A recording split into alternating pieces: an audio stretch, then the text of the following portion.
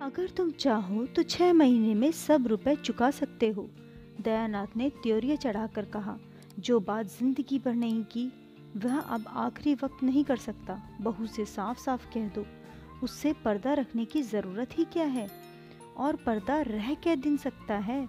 आज नहीं तो कल सारा हाल मालूम हो ही जाएगा। बस 3-4 चीजें लौटा दे तो काम बन जाए। तुम उससे एक बार कहो तो। जोगेश्वरी झुंझला कर बोली। उससे तुम ही कहो, मुझसे तो न कहा जाएगा। सहसा रमानाथ टेनिस रैकेट के लिए बाहर से आया। सफ़ेद टेनिस शर्ट थी, सफ़ेद पतलून, कैनवस का जूता। गोरे रंग और सुंदर मुखाकृति पर इस पहनावे ने रईसों की शान पैदा कर दी थी। रुमाल में बेले के गजरे लिए हुए था, उससे सुगंध उड़ रही थी। माता पिता की आंख बचाकर वह जीने पर जाना ही चाहता था कि जोगेश्वरी ने टोका। इन्हीं के तो सब बोए हुए कांटे हैं, इनसे क्यों नहीं सलाह लेते। रमा ने, तुमने नाच तमाशे में 1200 रुपये उड़ा दिए। बतलाओ सराफा को क्या जवाब दिया जाए। बड़ी मुश्किल से कुछ गहने लौटाने पर राजी हुआ है, मगर बहू से गहने मांगे कौन। यह सब तुम्हारी करतूत है। रमानाथ ने इस आक्षेप को अपने ऊपर से हटाते हुए कहा, मैंने क्या खर्च किया। जो कुछ किया बाबूजी ने। हाँ, जो कुछ मुझसे कहा गया वह मैंने किया। रमानाथ के कथन में बहुत कुछ सत्य था। यदि दयानाथ की इच्छा न होती तो रमानाथ क्या कर सकता था। जो कुछ हुआ था उसकी अनुमति से हुआ था। रमानाथ इस इल्ज़ाम रखने से तो कोई समस्या हल नहीं हो सकती थी। बोले, मैं तुम्हें इल्ज़ाम नहीं देता भाई, किया तो मैंने ही है, मगर यह बला तो किसी तरह सिल से टलनी चाहिए। सराफा का तकाजा है, कल उसका आदमी आएगा, उसे क्या जवाब दिया जाएगा। मेरी समझ में यही एक उपाय है कि उतने रुपए के गहने उसे लौटा दिए जाएं। गहने लौटा देने से वह झंझट करेगा, लेकिन 10-20 रुपए के लोभ में लौटाने पर राजी हो ही जाएगा। तुम्हारी क्या सलाह है। रमानाथ ने शर्माते हुए कहा, मैं इस विषय पर क्या सलाह दे सकता हूँ, मगर मैं इतना कह सकता हूँ कि इस प्रस्ताव की वह खुशी से मंजूर न करेगी। अम्मा तो जानती हैं कि चढ़ावे में चंद्रहार न जाने से उसे कितना बुरा लगा था। प्रण किया है, जब तक चंद्रहार न बन जाएगा कोई गहना न पहनूंगी। जोगेश्वरी ने अपने पक्ष का समर्थन होते देख खुशी होकर कहा, यही तो मैं इनसे कह रही हूँ।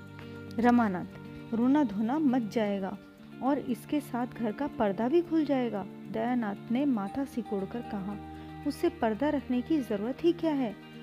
अपनी यथार्थ स्थिति को वह जितनी जल्दी समझ ले उतना ही अच्छा।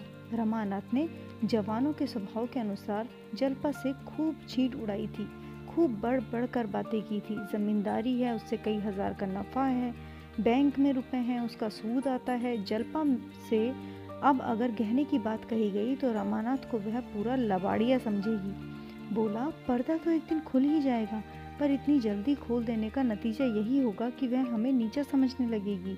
शायद अपने घर वालों को भी लिख भेजे, चारों तरफ बदनामी होगी।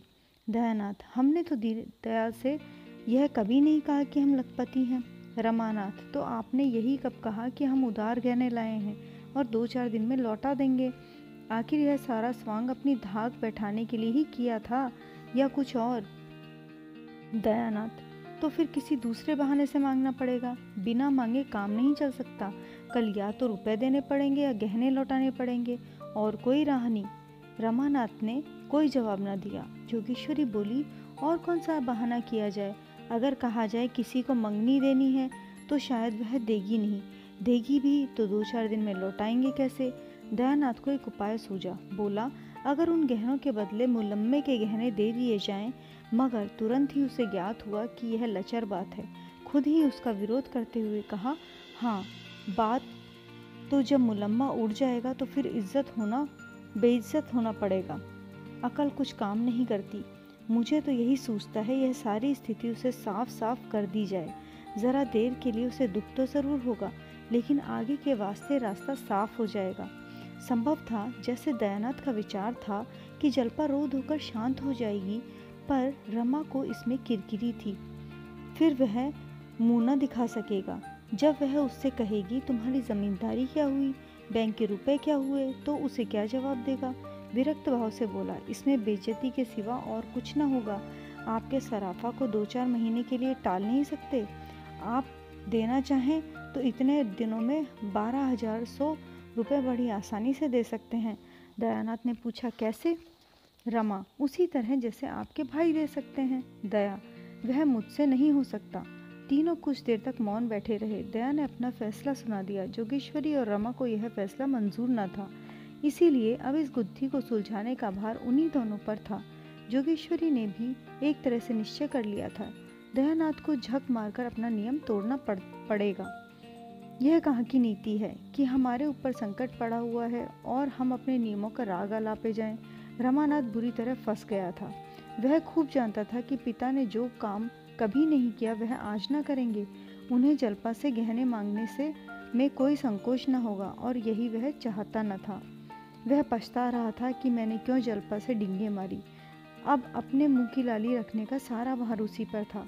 जल्पा की अनुपम छवि ने पहले ही दिन उसे मोहित कर डाला था। वह अपने सौभाग्य पर फूला न समाता था। क्या यह घर उसी अनन्य सुंदरी के योग्य था? जल्पा के पिता 5 रुपए के नौकर थे, पर जल्पा ने कभी अपने घर में झाड़ू न लगाई, कभी अपनी धोती न छाटी, अपना बिछावना न बिछाया था, यहाँ तक कि अपनी धोती की खोंच तक न सी थी। दयानाथ 50 रुपए पाते थे, पर यहाँ केवल चौका बासन के लिए मेहरी थी। बाकी सारा काम अपने ही हाथ से करना पड़ता था। जल्पा शहर और देहात का फर्क क्या जाने। शहर में रहने का उसे कोई अवसर ही न पड़ा था, पर वह कई बार पति और सास से साश्चर्य पूछ चुकी थी, क्या यहाँ कोई नौकर नहीं है? जल्पा के घर दूध घी की कमी नहीं थी, यहाँ बच्चों को भी दूध मयसर न था। वह सारे अभावों की पूर्ति के लिए रमानाथ के पास मीठी मीठी बातें के सिवा और क्या था? घर कर किराया 5 रुपए था, रमानाथ ने 15 रुपए बताए थे। लड़कों की शिक्षा का खर्च मुश्किल से 10 रुपए था, रमानाथ ने 40 बताए थे। उस समय उसे इसकी ज़रा भी शंका नहीं थी कि एक दिन सारा भांडा फूट जाएगा। मिथ्या दूरदर्शी नहीं होती, लेकिन वह दिन इतनी जल्दी आएगा यह कौन जानता था। अगर उसने यह डींगे न मारी होती तो जागेश्वरी की तरह वह भी सारा भार दयानाथ पर छोड़कर निश्चिंत हो जाता, लेकिन इस वक्त वह अपने ही बनाए हुए जाल में फंस गया था। कैसे निकले? उसने कितने ही उपाय सोचे, लेकिन कोई ऐसा न था जो आगे चलकर उसे उलझनों में न डाले, दलदल में न फंसा देता। एकाएक उसे एक चाल सूझी, उसका दिल उछल पड़ा, पर इस बात को वह मुंह तक न ला सका। ओह, कितनी नीचता, कितना कपट, कितनी निर्दयता! अपनी प्रेयसी के साथ ऐसी धूर्तता! उसके मन में उसे धिक्कारा। अगर इस वक्त उसे कोई 1,000 रुपये दे देता तो वह उसका उम्र भर के लिए गुलाम हो जाता। दयानाथ ने पूछा, कोई बात सूझी? मुझे तो कुछ नहीं सूझ पड़ता। कुछ उपाय सोचना ही पड़ेगा। आप ही सोचिए, मुझे कुछ नहीं सूझता। क्यों नहीं उससे 2-3 गहने मांग लेते? तुम चाहो तो ले सकते हो, हमारे लिए मुश्किल है। मुझे शर्म आती है। तुम विचित्र आदमी हो, न खुद मांगोगे और न हमें मांगने दोगे, तो आखिर यह नाव कैसे चलेगी? मैं एक बार नहीं 1000 बार कह चुका हूँ, मुझसे ऐसी आशा मत रखो। मैं अपने आखिरी दिन जेल में नहीं काट सकता।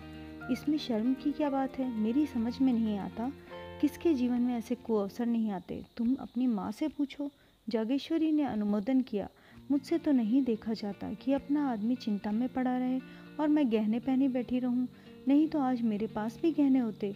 एक एक करके सब निकल गए। विवाह में 5,000 से कम के न चढ़ाए थे, मगर 5-6 साल में सब स्वाहा। तब से एक छल्ला बनवाना भी नसीब न हुआ। दयानाथ जोर देकर बोले, शर्म करने का यह अवसर नहीं, इन्हें मांगना ही पड़ेगा। रमानाथ ने झेपते हुए कहा, मैं मांग नहीं सकता, कहिए उठा लाऊं? यह कहते कहते लज्जा, शोभ और नीचता के ज्ञान से उसकी आंखें सजल हो गई। दयानाथ ने भौचक्के होकर कहा, उठा लाओगे? उससे छिपकर? रमानाथ ने तीव्र कंठ से कहा, और आप क्या समझ रहे हैं? दयानाथ ने माथे पर हाथ रख लिया और एक क्षण के बाद आहत कंठ से बोले, नहीं, मैं ऐसा नहीं करने दूंगा। मैंने जाल कभी नहीं किया और न कभी करूंगा, वह भी अपनी बहू से। छी छी, जो काम सीधे चल सकता है उसके लिए यह फरेब। कहीं उसकी निगाह पड़ गई तो समझेगी, वह दिल में क्या समझेगी।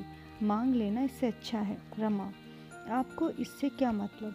मुझसे चीज़ ले लीजिए, मगर जब आप जानते थे यह नौबत आएगी तो इतने जेवर लेने की ज़रूरत क्या थी?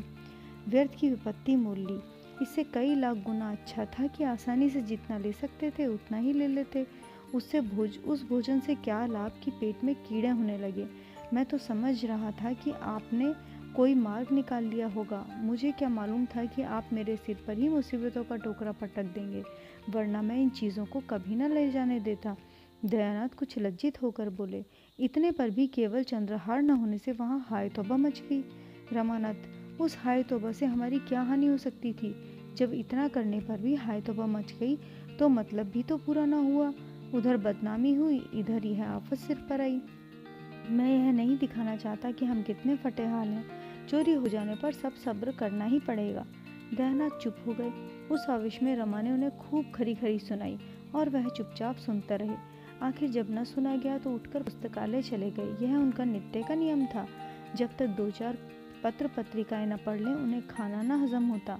उसी सुरक्षित घड़ी में पहुंचकर घर की चिंताओं और बाधाओं से उनकी जान बचती थी। रमा भी वहां से उठकर जलपा के पास न जाकर अपने कमरे में गया। उसका कोई कमरा अलग न था, एक ही मर्दाना कमरा था। इसी में दयानाथ अपने दोस्तों के साथ गपशप करते, दोनों लड़के पढ़ते और रमा मित्रों के साथ शतरंज खेलता। रमा कमरे में पहुंचा तो दोनों लड़के ताश खेल रहे थे। गोपी का 13वां साल और विशंबर का 9वां। दोनों रमा से थर थर कांपते थे। रमा खुद खूब ताश और शतरंज खेलता, पर भाइयों को खेलता देख उनके हाथ में खुजली होने लगती। खुद चाहे दिन भर सैर सपाटा करे, मगर क्या मजाल कि भाई कभी घूमने निकल जाए। दयानाथ खुद लड़कों को कभी न मारते थे। अवसर मिलता तो उनके साथ खेलते। उन्हें कनकव्वे उड़ाते देखकर बाल प्रकृति सजग हो जाती। 2-4 पेंच लड़ा लेते। बच्चों के साथ कभी कभी गुल्ली डंडा भी खेलते। इसीलिए लड़के जितने रमा से डरते थे उतना ही पिता से प्रेम करते थे। रमा को देखते ही लड़कों ने ताश को टाट के नीचे छिपा दिया और पढ़ने लगे, सिर झुकाए चपत की प्रतीक्षा कर